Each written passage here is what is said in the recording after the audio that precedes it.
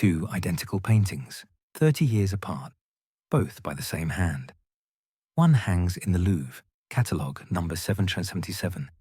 The other rests in the National Gallery, London, catalogue number 10R93.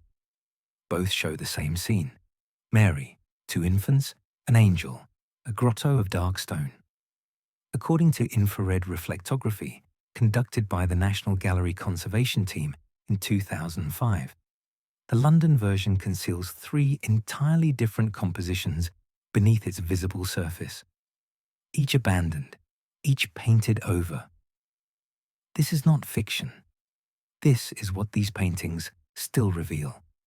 Here is the paradox. Leonardo da Vinci, the most meticulous painter of the Renaissance, created two versions of the same devotional image across 3 decades, yet never resolved which one satisfied the contract. The question is not which painting is better.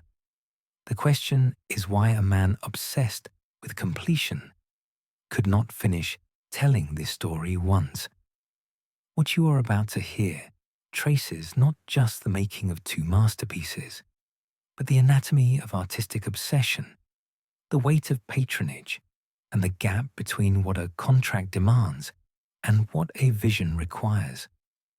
If you are listening to this between 10 at night and 3 in the morning, you are in good company. There is something about late hours that makes art feel closer, more honest.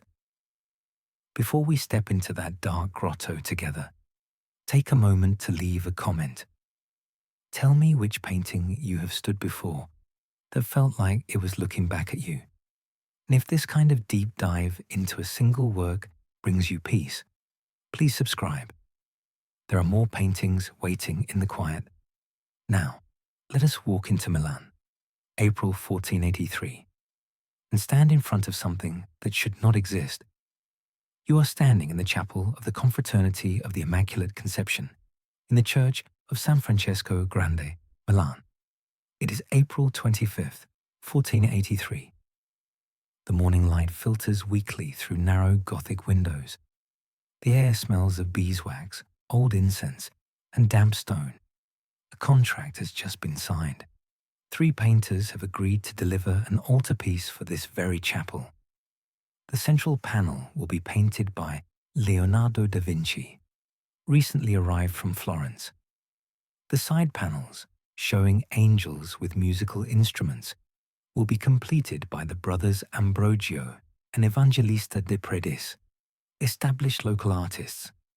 The contract, preserved in the Milanese State Archives and published in full by scholar Janice Schell in 1992, specifies every detail: gold leaf on the Virgin's mantle, ultramarine blue made from crushed lapis lazuli, completion within 8 months by December, payment 800 imperial lire in installments.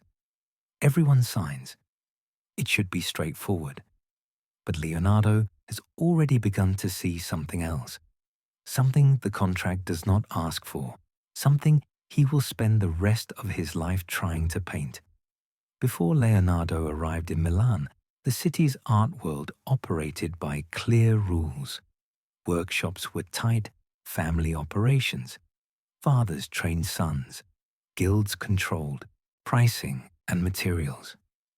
Patrons commissioned works with contracts that read like architectural blueprints.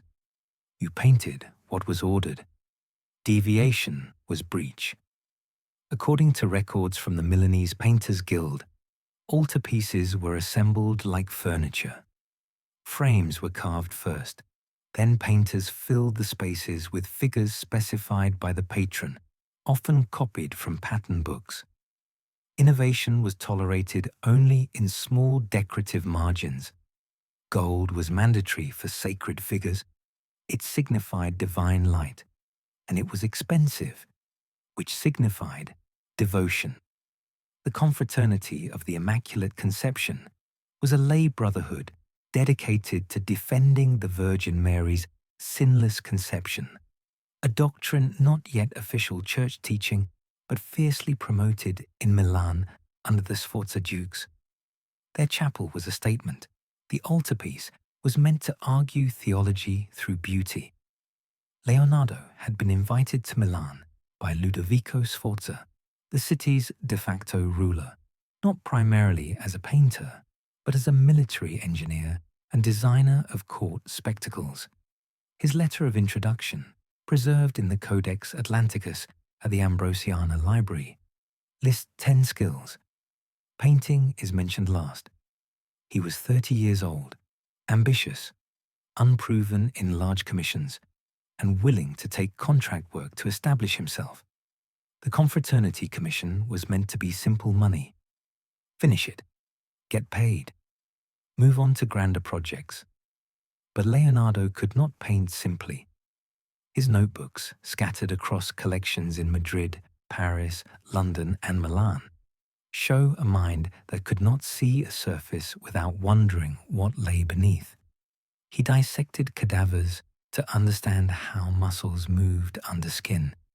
He studied optics to capture how light diffused through air. He was not interested in symbols. He was interested in truth. So when he began the Virgin of the Rocks, he did not begin with gold. He began with darkness. He began with a question. What if divinity appeared not in a church, but in the wild? What if the sacred moment happened in shadow, not in light? The painting he delivered, or rather, did not deliver on time, shows 4 figures in a grotto. The Virgin Mary sits at the center, her right hand hovering protectively over the infant St. John the Baptist, who kneels in prayer. To her left sits the Christ child, blessing John with a small raised hand. Behind Christ, an angel, often identified as Uriel, turns to look directly out at the viewer, one hand pointing toward John. The figures are arranged in a pyramidal composition, a technique Leonardo would refine throughout his career. But it is the setting that breaks every rule. No gold, no architecture, no heaven, just stone, water, plants growing in crevices, light filtering through an unseen opening far above. The entire scene glows with a strange, submerged luminosity, as if the figures exist underwater or in a dream. According to technical analysis published by the Louvre's Conservation Department in 2009, Leonardo achieved this effect through a technique called sfumato, building up translucent layers of oil paint so thin that no brushstroke is visible. The shadows are not painted, they are accumulated. The result is a painting with no hard edges. Everything breathes. But the confraternity did not ask for breath, they asked for doctrine, and Leonardo's painting confused them. Where was the gold? Why was the Virgin in a cave? And why, most troubling, did the angel point at John while Christ blessed him, suggesting John's primacy in the scene, when the painting was meant to glorify Mary? The contract had been explicit. The iconography was prescribed. Leonardo had delivered something else, something more ambiguous, more human, more true to his vision of how sacred moments might actually feel, stripped of ornament. The confraternity refused full payment. What happened next stretched across decades. Documents from the Milanese archives, analyzed by historian Liana Castelfranchi Vegas, show a long legal dispute. Leonardo and the De Predis brothers argued they had delivered a work worth far more than the contracted sum, given the time and costly materials Leonardo used. The confraternity argued that the painting did not meet the specifications, particularly the requirement for gold and the clarity of its theological message. Years passed. Leonardo continued to work for Ludovico Sforza, painting portraits, designing fortifications, planning a massive bronze horse that would never be cast. The altarpiece, incomplete and contested, sat in his studio. Then, in 1490, he began a second version. Why? The first version, the one now in the Louvre, was already a masterpiece. But it was not finished in Leonardo's mind, and it had not satisfied the contract. The second version, the one now in London, would take him over 15 years to complete, with interruptions for other projects, for fleeing Milan when the French invaded in 1499, for returning, for leaving again. According to records from the National Gallery, which acquired the London version in 1880, infrared imaging reveals that Leonardo repainted major portions of the composition at least 3 times. Underneath the angel Uriel's visible face, there are 2 other faces, slightly different in angle and expression. Underneath the Virgin's hand, which in the final version rests on her knee, there is a hand raised in a different gesture, then another. Leonardo was not copying his first version. He was re-arguing it. He was searching for something he had not yet found. Think about what this meant for him, practically. Oil paint dries slowly, but it dries. To repaint a section, you must scrape or sand down dried layers, or paint over them, and hope the underlayer does not bleed through. Every revision is labor. Every change costs time. And time, for Leonardo, was always borrowed. He had other patrons, other commissions, other obsessions. The Milan court wanted allegorical pageants. The French occupiers wanted maps. Cesare Borgia wanted siege engines. Yet he kept returning to this image of 4 figures in a cave, trying to make it say what he needed it to say. The second version introduces key changes. The angel Uriel no longer points. His gaze is softer, less confrontational. The Christ child's blessing is more prominent, clarified. Most significantly, John the Baptist now holds a thin cross made of reeds, a traditional iconographic marker identifying him clearly, removing any ambiguity about who is who. And in the London version, there are halos, slender golden halos, added above the heads of Mary, Christ, and John. According to conservation analysis by Larry Keith, published in the National Gallery Technical Bulletin in 2011, these halos were painted after the main composition was finished, possibly at the request of the confraternity or a later owner, to make the sacred figures unmistakable. Leonardo had relented.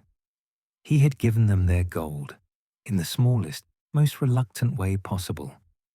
But here is what the infrared reveals that curators could not see until the 21st century.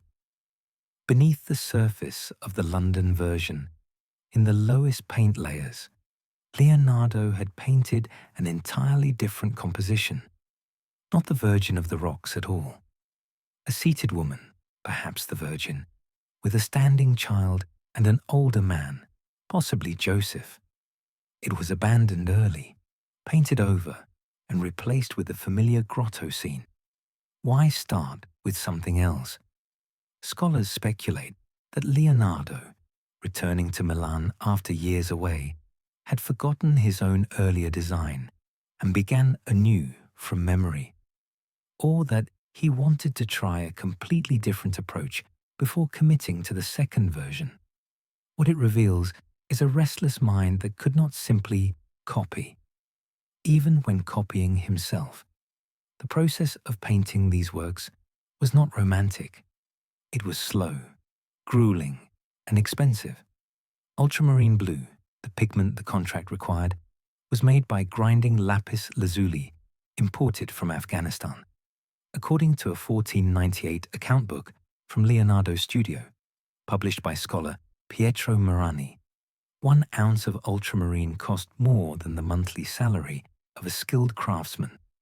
Leonardo used it for the Virgin's mantle in both versions, but sparingly, mixing it with cheaper azurite and lead white to stretch it. The wooden panels, poplar in both cases, had to be carefully seasoned and prepared with layers of gesso, a mixture of chalk and animal skin glue. Any imperfection in the wood, any moisture, could crack the paint years later. Leonardo applied his paint in thin glazes, each layer requiring days to dry before the next. A single hand, painted in Leonardo's sfumato technique, could take weeks. Multiply that by 4 figures, by stone, by plants, by the intricate folds of fabric, and you begin to understand why 8 months was never realistic. Consider the technical challenge of painting the rocks themselves. Leonardo filled notebooks with studies of geology, sketching eroded cliffs, water-carved stone, stratified layers exposed by time. According to analysis of his geological drawings in the Royal Collection at Windsor, conducted by Martin Kemp, Leonardo understood that rock formations told stories of deep time, of pressure and erosion spanning millennia. In the Virgin of the Rocks, he applied this knowledge. The stone walls of the grotto show layered strata, cracks, moisture stains, the organic irregularity of natural formation. But these effects required meticulous technique.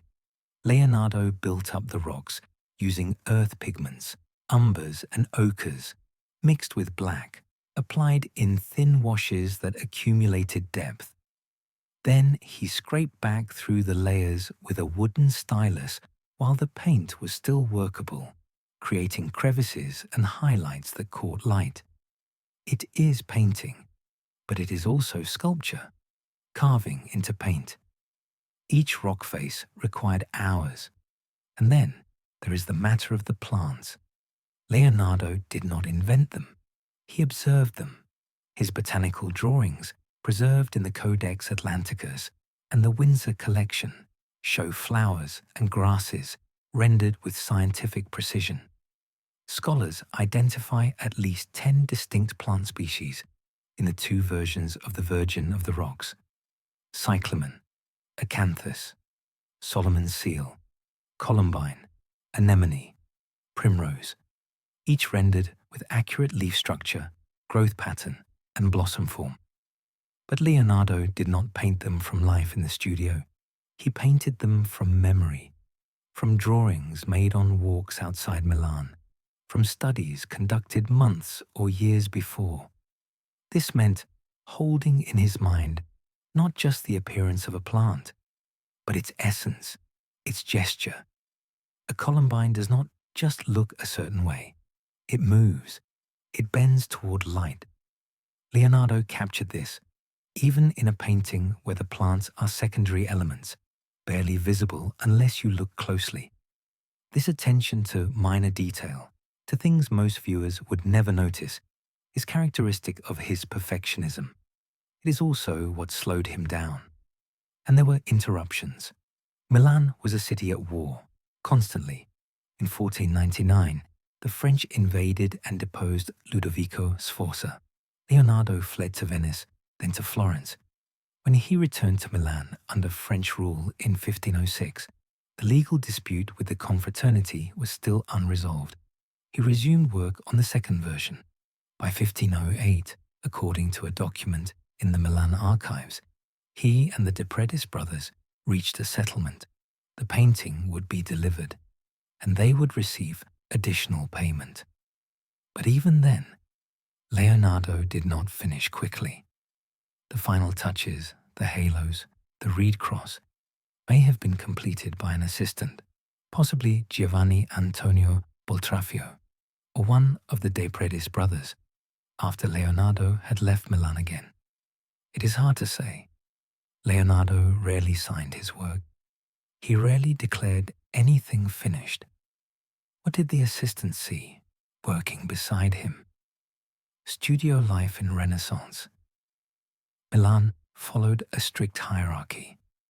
The master controlled the design and painted the key faces and hands. Assistants ground pigments, prepared panels, painted backgrounds, drapery, and secondary figures. According to letters from one of Leonardo's pupils, Francesco Melzi, preserved at the Ambrosiana, Leonardo worked in near silence, intensely focused, often forgetting to eat. He would stare at a passage for hours, then make a single stroke, step back, and leave the studio. This was maddening for assistants trained in the older, faster workshop model. But it was how Leonardo worked. Every mark had to be considered. Every shadow had to breathe. The De Predis brothers, Ambrogio and Evangelista, who shared the commission and worked alongside Leonardo, embodied the traditional Milanese approach. They were efficient, reliable painters who understood how to deliver what patrons wanted. Ambrogio, the elder, specialized in portrait miniatures and devotional panels. His work was skillful but conventional, rooted in the international Gothic style that still dominated northern Italy. He painted in tempera, the traditional egg-based medium which dried quickly and allowed for rapid completion. Leonardo's insistence on oil paint, which dried slowly but allowed for the subtle gradations of tone he required, must have seemed perverse to them. According to court payment records published by Janice Schell, the De Predis brothers completed their side panels for the altarpiece, 2 angels playing musical instruments, within the contracted 8 months. Leonardo did not. The contrast in work speed strained the partnership. By 1490, when the first legal petition was filed, the De Predis brothers were arguing not just for their own payment, but defending Leonardo's vision, insisting that the central panel's quality justified the delay and merited higher compensation. They were caught between their traditional training and their recognition that Leonardo was creating something unprecedented. Imagine the studio itself, a rented space in Milan, probably near the church of San Francesco Grande, for convenience. Northern light filtering through tall windows, the smell of linseed oil, walnut oil, turpentine, jars of ground pigment in earth tones, mineral blues, lead white, wooden palettes stained with years of mixing, brushes of varying sizes, some fine as single hairs for detail work, others broad for washes. The 2 panels in progress, propped on easels, slowly accumulating layers. Leonardo moving between them, comparing, adjusting. Assistants waiting for instruction, for permission to proceed. And the silence, the unbearable silence of a perfectionist who will not speak until he is certain. Days could pass like this, weeks. The assistants painted what they could without direction. Background rocks, foliage, the sky beyond the cave opening. Safe zones where Leonardo would not intervene. But the faces, the hands, the drapery, the angel's wings, these remained Leonardo's territory, forbidden until he decided how they should be. What the 2 versions share is this breathing, darkness. Both paintings immerse the viewer in a space that feels enclosed and infinite at once. The grotto is not a real place. No cave in Lombardy looks like this. The rock formations are invented, based on Leonardo's geological studies, but exaggerated into something dreamlike. According to botanical analysis by William Emberden, published in a 1987 study of Leonardo's plant drawings, the vegetation in both versions includes accurate renderings of acanthus, columbine, and ferns, but arranged in impossible combinations, plants that do not grow together in nature. Leonardo was building a mental landscape, a place where the sacred and the natural merged without hierarchy. The light, filtering from above and behind, is diffuse, sourceless, eternal. It is not sunlight, it is not candlelight, it is the light of memory of vision. And yet, the two versions feel different. The Louvre version is darker, stranger, more unsettling. The angel's pointing finger creates a visual arrow that pulls your eye to John, who kneels in a pose of supplication that reads, for a moment, almost like fear. The Christ child's gesture is gentle but ambiguous. Is he blessing, or is he hesitating? The mood is one of uncertainty, of something about to happen but not yet resolved. The London version, by contrast, feels more composed, more clarified. The figures are slightly larger, more frontal. The angel's gaze is calm. The halos and the cross remove doubt. This is the version that fulfills the contract. This is the version that says what the confraternity wanted said. But it is not the version that haunts. Why does the first version haunt? Perhaps because it asks questions instead of answering them. Perhaps because Leonardo, in his early 30s, still believed a painting could do more than illustrate doctrine. It could explore mystery. It could sit with uncertainty. The confraternity did not want uncertainty. They wanted clarity, proof, devotional focus. They wanted art that functioned like a sermon. Leonardo wanted art that functioned like thought. The fate of the two versions diverged almost immediately. The Louvre version, rejected by the confraternity, left Milan sometime before 1500, possibly sold by Leonardo to pay debts or given to a patron. By 1625, it was recorded in the collection of King Louis XIII of France. It entered the Louvre after the French Revolution and has remained there since. The London version stayed in Milan, installed in the chapel of San Francesco Grande as contracted. When the church was demolished in 1781, the painting was moved, sold, and eventually acquired by a Scottish painter, Gavin Hamilton, who brought it to England. The National Gallery purchased it in 1880, recognizing it as a Leonardo, but for decades, scholars debated which version was the original. Conservation science, particularly the infrared and X-ray studies of the 1990s and 2000s, confirmed both are largely by Leonardo's hand, with the London version showing more workshop, assistance in secondary areas. What neither version shows is the frame. The original frame, described in the 1483 contract as an elaborate Gothic structure with carved and gilded angels, was lost long ago.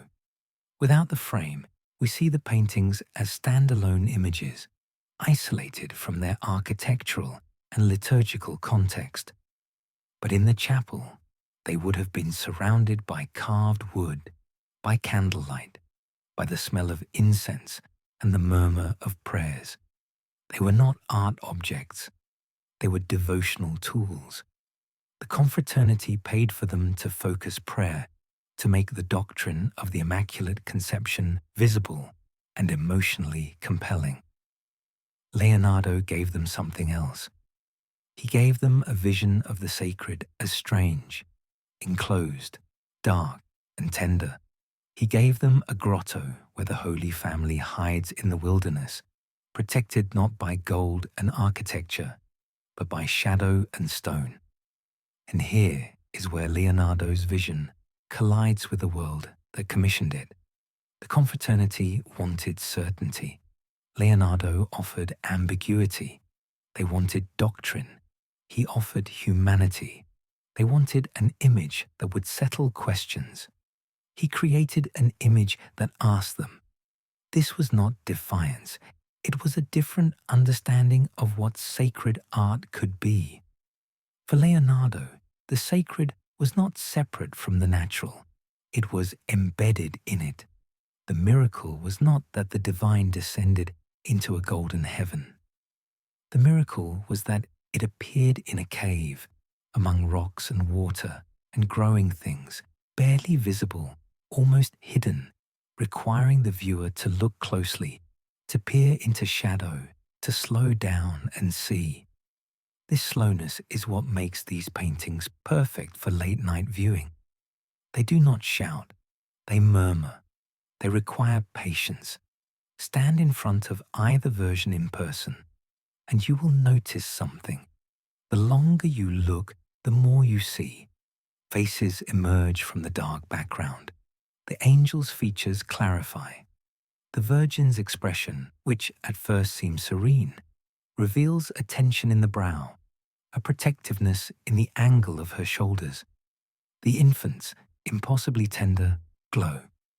This is Leonardo's gift. He does not give you the image all at once.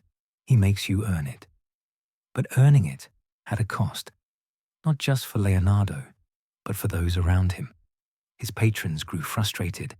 His assistants grew weary. The confraternity, after nearly 30 years of dispute, got their painting, but never the uncomplicated devotional image they had contracted for. Leonardo himself, in his later years, seemed to view the Virgin of the Rocks as unfinished business. In his final years in France, working for King Francis I, he painted and repainted the Mona Lisa, another image he never declared complete. He died in 1519, aged 67, with paintings still in his studio, still being adjusted. Completion, for Leonardo, was not a deadline. It was an ideal he approached, but never reached. What do we learn from this? That great art is often the result of conflict, of visions that do not align with commissions, of artists who cannot do what is asked because they see something else, something truer. The Virgin of the Rocks exists in two versions because Leonardo could not reconcile his vision with his obligation. He tried twice. Both times, he created something extraordinary. Both times, he left something unresolved. And perhaps that is the point. Perhaps the painting, in both versions, is not about Mary or Christ or John. Perhaps it is about the space between certainty and mystery, about the moment before understanding, about the dark grotto where sacred things happen quietly, without announcement, without gold, in the presence of stone and water and the gaze of an angel who sees you seeing them. The two paintings hang in different cities now, separated by the English Channel and by centuries of interpretation. If you stand before the Louvre version, you feel the strangeness. If you stand before the London version, you feel the resolution. But both paintings share a secret. Both paintings ask you to enter the dark, to sit with the figures, to let your eyes adjust. Both paintings trust you to see. And that trust is what makes them, even now, 500 years later, feel modern. Leonardo did not paint down to his audience. He did not simplify. He did not explain. He painted what he saw in his mind, and he trusted that someone someday would look long enough to see it too. That someone, tonight, might be you, listening in the dark, imagining a grotto, imagining four figures glowing in shadow, imagining the hand of a painter who spent 30 years trying to capture a vision he could never quite finish. The painting remains, the mystery remains, and in the space between the two versions, in the gap between what was asked for and what was given, there is room for us, room to wonder, room to see, room to breathe,